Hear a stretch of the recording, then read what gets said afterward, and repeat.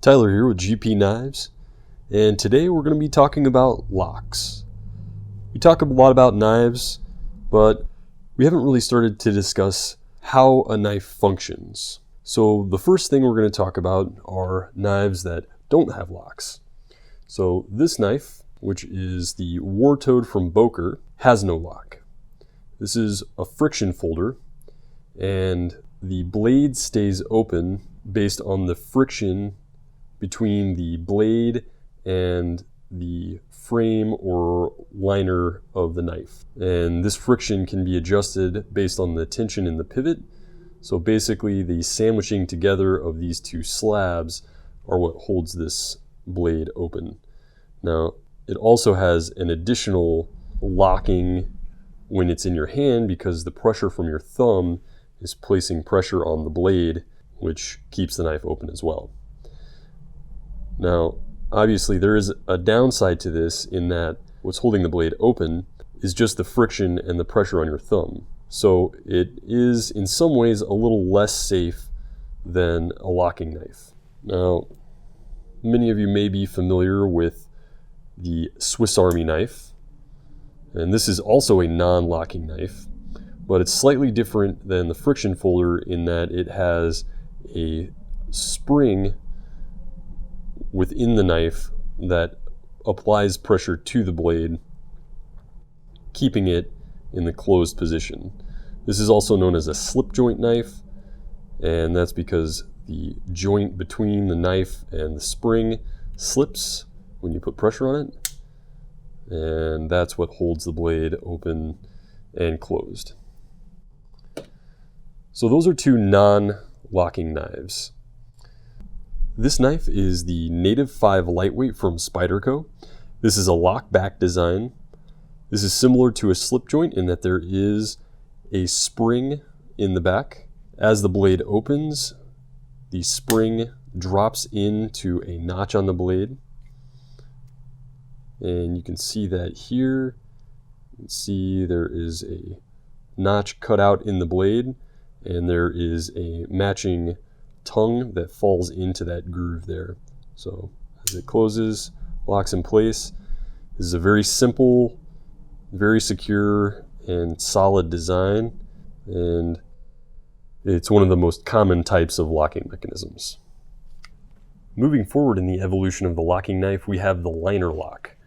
Now this lock traces its origins to the late 19th century, but it was improved upon in the late 80s by custom knife maker Michael Walker. Originally, the knife was a slip joint with a locking liner added to increase the safety. But Michael Walker made several updates to the liner lock, making it a true one-handed operation locking knife. Now, the updates that he added were removing the back spring. So the only thing that's holding the lock open in this case is this spring that is created from the titanium liner. He added a stop pin, which holds the knife in alignment when it's open. So you can see the stop pin there on this Emerson CQC7. And he also added a detent ball, which may be difficult to see. No, it's right back there. And this basically holds the knife closed and replaces the tension from the back spring to do so. Another lock variation, known as the Reeve integral lock, or more commonly simply as the frame lock, is illustrated on this ZT0620. Now, this lock is basically the same principle as the liner lock, but instead of having a separate liner, the entire lock frame side is the lock. And as you can see here, it's just one solid piece. You got the cutout here. This would be the same as it is on a liner lock. This is just a thicker piece of material. You can also see the cutout here. This cutout allows for a thinner piece of material at the flex point in the lock, and this just allows for the lock to be used more easily Without this cutout here, it would be very difficult to push the frame lock over, and it would just be much more difficult to operate in general. Now, another modification or interpretation of the liner lock is the compression lock, which is used in a couple of different Spyderco knives. Specifically on this one, it's the Yojimbo 2. Now, as you can see here, the lock access is on the back of the knife instead of the front, but this is still a liner type lock. So the lock is actually cut from the liner in this, and the liners on this particular knife are recessed into the handle scales, and the lock basically functions in the same way. It puts pressure on the tang of the knife in the frame and keeps it from closing. And here we have 4 other locking folders with 4 other lock variants. This is the Benchmade 904, and Benchmade uses a proprietary locking system called the Axis lock. Now, this lock functions on a fundamental level in the same way as all other locks, in that it places pressure on the blade to keep it from closing. This happens to use a very specific method in that there is a stainless steel barrel that is mounted inside the liners, and the stainless steel barrel is loaded on springs. Pull this back and it springs forward. Now, this spring tension on this barrel in the Axis lock does a couple of different things. It functions as the detent, so when the knife is in the closed position, the pressure from the springs on this barrel keep the knife from opening. Now, here you're able to see how the Axis lock functions. As I close the blade, the barrel actually slides over the top of the tang here. So any force that is being used to close the blade is being exerted up into this large stainless barrel. Here I've got the Spyderco Manix 2 Lightweight. This features their ball lock.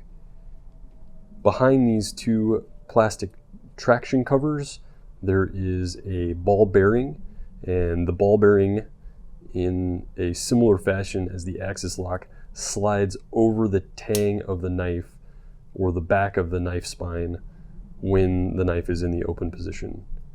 Now, the ball functions in a similar way as the back spring in this knife and provides tension against the blade when it's in the closed position, acting as an integral detent.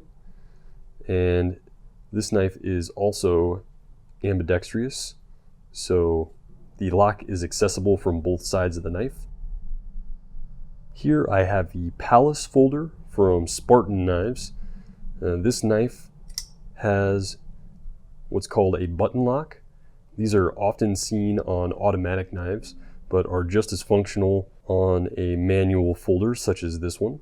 The lock functions in a similar way to the Axis or the ball lock, in that there is a spring-loaded steel bar here that is manipulated through the button, and it slips into a pocket in the blade.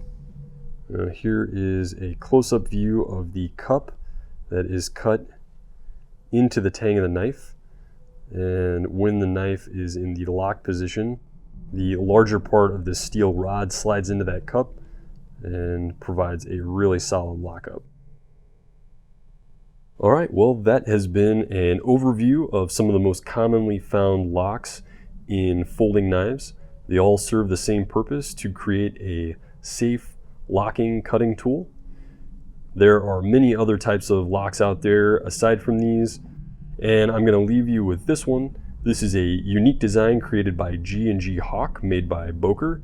The G&G Hawk design Griploc seems to function like a slip joint folder at first, but thanks to an ingenious system of cams and levers that are hidden inside the handle, all you have to do to lock the knife is grip it. It keeps the cams and levers from moving.